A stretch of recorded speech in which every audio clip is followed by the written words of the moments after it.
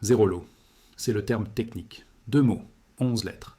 Et derrière ces 11 lettres, une décision qui vient de changer les règles du marché de l'argent physique dans la deuxième économie de la planète. Le Shanghai Futures Exchange, la plus grande bourse de matières premières en Asie, a publié un avis qui est passé presque inaperçu dans la presse occidentale. À partir du dernier jour de bourse de février 2026, tout participant au marché qui ne détient pas un quota de couverture approuvé par le gouvernement pour le mois de livraison proche recevra exactement 0 contrat dans l'allocation de livraison. Pas une réduction, pas un délai, 0. Si vous êtes un investisseur privé en Chine, si vous êtes un family office cherchant à protéger votre patrimoine, si vous avez acheté un contrat à terme en pensant pouvoir prendre livraison du métal, vous ne recevrez rien. Vous serez forcé de régler en liquide, en yuans papier, au lieu de l'argent physique que vous avez payé. Ce n'est pas un événement isolé. C'est l'aboutissement d'une série de décisions qui se sont accélérées depuis le 1er janvier de cette année. Les données sont publiques, les décisions sont officielles. Il suffit de savoir où regarder. Et quand vous aurez vu ce que je vais vous montrer dans les prochaines minutes, votre compréhension de ce marché ne sera plus la même. Au fait, ce que je vous montre là, les abonnés de la recherche financière ont vu ça mardi dernier, avant cette vidéo ici. Si vous voulez voir avant tout le monde la prochaine fois, le lien est dans la description. Mais continuons. Pour comprendre ce qui vient de se passer à Shanghai, il faut remonter au 1er janvier 2026. Ce jour-là, le ministère du Commerce chinois a mis en place un nouveau régime de contrôle des exportations d'argent. L'argent est passé du statut de matière première ordinaire à celui de matériaux stratégiques, le même statut que les terres rares, le tungstène et l'antimoine, la même catégorie que les matériaux que Pékin considère essentiels à la sécurité nationale. Toute entreprise souhaitant exporter de l'argent hors de Chine doit désormais obtenir une licence gouvernementale spécifique. Production annuelle minimale de 80 tonnes, ligne de crédit supérieure à 30 millions de dollars. Résultat, sur les centaines d'entreprises qui exportaient auparavant, seules 44 ont été autorisées pour 2020, 6 et 27. 44. Or, la Chine contrôle entre 60 et 70% de l'argent raffiné mondial. Selon les données douanières citées par CNBC, elle a exporté 4600 tonnes au cours des 11 premiers mois de 2025. Elle n'en a importé que 220 tonnes. Le service géologique américain a récemment classé l'argent comme minéral critique. Et Pékin vient de le traiter exactement de la même façon. Quand un pays qui domine le raffinage mondial et exporte 4600 tonnes par an décide soudainement de verrouiller les vannes, le reste du monde a un problème.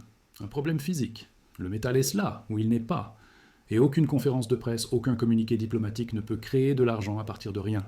Stop! Laissez-moi vous poser une question. Vous pensez que vous voyez cette analyse en premier? Non. Les abonnés de la recherche financière ont vu ça il y a 72 heures. Pendant que vous attendiez cette vidéo, ils lisaient l'analyse complète. Pendant que YouTube traitait l'upload, ils avaient déjà terminé. Vous êtes toujours un pas en arrière. Et je ne peux pas changer ça dans une vidéo YouTube. Ce que je peux faire, c'est vous montrer où est le lien. Il est dans la description. Ce que vous en faites, c'est votre problème. Un accès. Toutes les analyses. Toujours en premier. On continue. Et ce problème ne fait que commencer. Parce que les licences ne sont que la première étape. C'est le même schéma que Pékin a utilisé pour les terres rares. Chaque fois, la même séquence. D'abord les licences, puis les quotas, puis les restrictions ciblées. En juillet 2023, la Chine a introduit des licences d'exportation pour le gallium. En décembre 2024, ces licences se sont transformées en restrictions effectives. Le germanium a suivi exactement la même trajectoire. En avril 2025, les contrôles ont été élargis à certains produits dérivés des terres rares, déclenchant des perturbations immédiates dans les chaînes d'approvisionnement mondiales. L'argent suit le même chemin, pas à pas, méthodiquement. Comme l'a écrit Charlie Garcia de R360 dans MarketWatch, Pékin a reproduit exactement ce qu'ils avaient fait avec les terres rares en 2010, des licences qui n'ont jamais tout à fait satisfait la demande. Les prix des terres rares avaient alors grimpé jusqu'à 4500%. Et les fabricants occidentaux avaient découvert qu'ils ne pouvaient plus construire de smartphones, ni de missiles sans l'autorisation chinoise. Mais il y a une différence cruciale entre les terres rares et l'argent. Les terres rares sont un marché opaque. L'argent est un marché financiarisé, avec des contrats à terme, des ETF, des prix qui clignotent en temps réel sur des millions d'écrans. Quand les contrôles à l'exportation frappent un tel marché, les effets se transmettent par des signaux de prix visibles, par la volatilité, par les primes physiques, par exactement ce que nous observons en ce moment. Juste une chose, la prochaine analyse est en cours d'écriture. Les abonnés la verront avant la prochaine vidéo. Le lien pour y accéder est dans la description. Soyez le premier à savoir. On continue. Regardons ce qui s'est passé concrètement à Shanghai depuis le début de l'année. Le Shanghai Futures Exchange n'a pas attendu la règle de zéro lot pour serrer la vis. Dès le 22 janvier, l'échange a relevé les exigences de marge pour l'argent et l'or. Selon Caixin Global, le ratio de marge sur les contrats HT+D est passé de 19 à 20%. Les limites de prix quotidiennes ont été élargies de 18 à 19%. 5 jours plus tard, le 27 janvier, un deuxième tour de vis. Les limites de position d'ouverture quotidienne pour l'argent ont été réduites à 800 lots. Les exigences de marge pour les positions spéculatives relevées à 11%.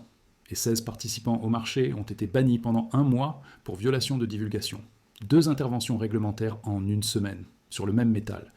C'est le comportement d'un régulateur en état d'alerte maximale. Et pendant ce temps, les primes sur l'argent physique à Shanghai ont atteint des niveaux historiques. En décembre 2025, selon Silver Trade, les primes étaient de 7 à 8 $ par once au-dessus des prix du COMEX. Le marché physique est entré en backwardation, prix immédiat plus élevé que le prix futur. Signal classique d'une pénurie aiguë. On ne rationne pas le sable dans le désert. On ne rationne que ce qui manque. Et en imposant la règle de zéro lot, la Chine admet officiellement que l'argent est devenu son actif stratégique le plus critique. Elle nationalise de fait les stocks, sans prononcer le mot. Elle dit « cet argent appartient à l'État et à ses industries. Ne touchez pas ». Mais la Chine n'est pas la seule force en jeu. Il y a un autre géant. Un géant qui ne rationne pas, un géant qui achète. Et c'est là que l'histoire devient véritablement vertigineuse. Parlons de l'Inde. Si la Chine est le dragon qui verrouille ses coffres, l'Inde est l'éléphant qui piétine le marché mondial à ciel ouvert. Et en ce moment, l'éléphant a soif. Selon les données officielles et les rapports publiés par les médias financiers indiens, l'Inde est devenue le premier importateur mondial d'argent raffiné en 2025.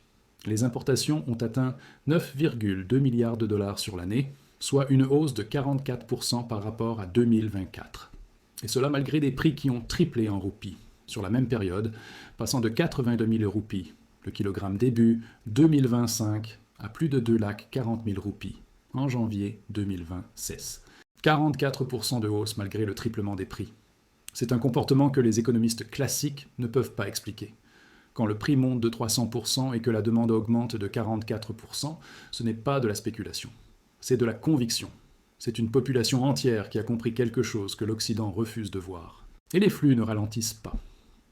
En janvier 2026, les ETF sur l'argent en Inde ont enregistré des entrées de 9 463 crores de roupies.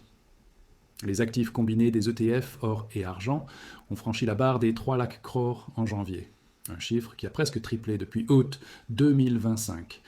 Le nombre de comptes investis dans les ETF argent a atteint 47,85 lakhs. L'Inde importe plus de 80% de ses besoins en argent.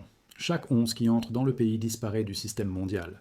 Parce que, contrairement aux marchés occidentaux, où la plupart des contrats sont réglés en espèces, les ETF indiens sont légalement tenus de détenir le métal physique. Quand un investisseur à Mumbai achète des parts d'un ETF argent, un lingot doit physiquement entrer dans un coffre audité. Il doit être réel, il doit être pesé, il doit être vérifié. Chaque achat retire du métal du circuit international, et il ne revient pas. Les investisseurs indiens achètent et conservent. Ils ne font pas de trading à court terme. Ils retirent le métal du marché, définitivement. C'est un comportement diamétralement opposé à celui des marchés occidentaux, où la majorité des participants ne touchent jamais une once physique. Et la demande n'est pas seulement financière. L'Inde construit des fermes solaires à un rythme qui rivalise avec la Chine. L'industrie électronique explose sous l'initiative Make in India. Les panneaux solaires nécessitent de l'argent, environ 20 grammes par panneau standard. Les circuits électroniques nécessitent de l'argent. Les batteries à électrolyte solide, la prochaine génération de stockage d'énergie, menacent de plonger l'argent dans une pénurie encore plus aiguë en 2026. La demande industrielle est structurelle. Elle ne diminue pas quand le prix monte. Elle accélère. Parce que les fabricants de panneaux solaires ne peuvent pas remplacer l'argent par du cuivre. Les conductivités ne sont pas interchangeables.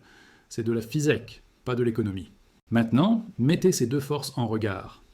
Et voyez ce que les chiffres racontent. D'un côté, la Chine, terrifiée de manquer de stock. Elle rationne. Elle impose des règles de zéro lot. Elle verrouille les portes pour garder son argent à l'intérieur. Elle réserve chaque once pour ses industriels stratégiques. Panneaux solaires, défense, véhicules électriques, intelligence artificielle. De l'autre, l'Inde. Terrifiée de manquer l'opportunité. Elle accumule. Elle achète pour des milliards chaque mois. Elle défonce les portes pour faire entrer plus d'argent à l'intérieur de ses frontières. Et elle stocke ce métal dans des coffres dont il ne sortira pas avant des années. Et au milieu, il y a le COMEX à New York. Il y a les coffres de la LBMA à Londres. Il y a un mécanisme de prix qui dit que l'argent vaut environ 80 $ l'once. Ce mécanisme ne peut pas survivre à cette pression. Vous ne pouvez pas avoir 2 800 millions de personnes entre la Chine et l'Inde se battant pour une ressource finie, pendant que le prix papier dit qu'elle est abondante. Quelque chose doit céder. Les coffres de Londres, qui alimentent les deux marchés, sont aspirés des deux côtés. Selon les données de la LBMA, les stocks d'argent ont chuté à environ 22 000 tonnes en mars 2025, le niveau le plus bas depuis des années. La Chine prend les barres industrielles. L'Inde prend les barres d'investissement. Et l'Occident reste avec un stock libre qui s'amenuise de semaine en semaine. Et nous venons de voir exactement à quoi ressemble cette fracture quand elle atteint la surface. Le 29 janvier 2026, l'argent a atteint un sommet historique de 121 $ et 64 cents l'once, hausse de 68% depuis le début de l'année, le plus fort gain mensuel de l'histoire moderne de l'argent. Et puis, en moins de 30 heures, tout s'est effondré. L'argent a chuté de 33%, de 121 $ à 76 $. Le déclencheur, l'annonce de la nomination de Kevin Warsh comme prochain président de la Réserve fédérale par le président Trump. Un candidat perçu comme nettement plus restrictif. Le dollar s'est renforcé. Les algorithmes ont déclenché des liquidations en cascade. Le secrétaire, au trésor baissant, a déclaré que les oscillations étaient alimentées par l'activité spéculative. Mais voici ce que personne ne vous dit. Pendant que le prix papier s'effondrait, la demande physique explosait. Les achats de barres d'1 kilogramme ont augmenté de plus de 500% depuis fin 2025. Le iShares Silver ETF a enregistré plus de 40 milliards de dollars de volume en une seule journée, dépassant le volume combiné d'Apple et Amazon. C'est l'un des titres les plus échangés de l'histoire. Le marché papier disait « vendez tout ». Le marché physique disait « je prends tout ce que vous avez ». C'est la déconnexion fondamentale. Le prix que vous voyez sur votre écran, les 80 $, c'est le prix d'une promesse papier. Un contrat qui, dans 99% des cas, ne sera jamais converti en métal réel. Si vous voulez le vrai métal à Shanghai, la règle de zéro lot vous l'interdit. Si vous voulez le vrai métal à Dubaï, les primes sont colossales. En janvier, selon l'analyste Stepan Kalinic, l'écart entre le contrat COMEX de mars et le prix physique le plus bas à Dubaï était de 28 $ par once. Le prix papier dit 80, le prix réel dit autre chose. Et c'est dans ce contexte qu'il faut lire les chiffres de la dette américaine. 38 560 milliards de dollars. C'est la dette nationale au 4 février 2026, selon le Comité économique conjoint du Congrès, en hausse de 2 350 milliards sur un an, 6 430 millions par jour. Et les intérêts sur cette dette ont dépassé les 1 000 milliards de dollars pour l'exercice fiscal 2025. 1028 milliards, 7 600 $ par foyer américain, uniquement pour le service de la dette. Le poste fédéral qui croît le plus vite. Quand un pays emprunte 43 milliards et demi par semaine, comme l'ont révélé les données du Trésor pour les 4 premiers mois de l'année fiscale en cours, la monnaie dans laquelle cette dette est libellée perd de sa crédibilité. C'est pour cette raison que l'or a dépassé les 5 000 $ l'once, que JP Morgan prévoit 6 300 $ pour 2026, que les banques centrales achètent de l'or au rythme record de 248 tonnes au premier trimestre de 2025. Et c'est pour cette raison que l'argent, malgré un crash de 33%, se négocie toujours à plus de 80 $. Un niveau impensable il y a un an quand le prix était de 32 $. Le marché vous envoie des signaux. Shanghai verrouille ses coffres, c'est un signal. L'Inde absorbe des milliards en argent physique, c'est un signal. Les primes physiques explosent pendant que le prix papier chute, c'est un signal. Les banques centrales achètent de l'or massivement, c'est un signal. La dette américaine dépasse 38 000 milliards avec des intérêts de 1 000 milliards par an, c'est un signal. La question n'est pas de savoir si ces signaux sont réels.